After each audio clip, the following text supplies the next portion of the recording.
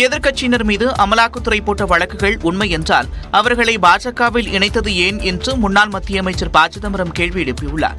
டெல்லியில் நியூஸ் 18 தமிழ்நாடு செய்தியாளர் சுசித்ராவிற்கு பேட்டியளித்த ப. சிதம்பரம் இவ்வாறு தெரிவித்தார்.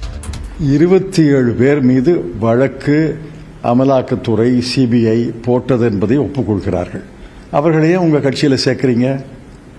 அமலாக்கத்துறை சிபிஐ போட்ட வழக்குகள் உண்மை என்றால் அவர்களை ஏன் பாரதிய ஜனதா கட்சியில் சேர்த்து அவர்களுக்கு தேர்தலில் போட்டியிடுவதற்கு அல்லது ராஜ்யசபா ஏன் தர்றீங்க?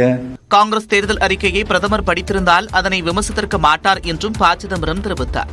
தனியார் துறைதான் பொருளாதார வளர்ச்சிக்கு முன்னோடியாக இருக்கும், அதற்கு துணையாக பொதுத்துறை இருக்கும்னு எழுதியிருக்கிறோம். இது அவர் படிச்சாரா படிக்கலையானே எனக்கு தெரியல. இதெல்லாம் படிச்சிருந்தா இந்த மாதிரி பேச மாட்டார்.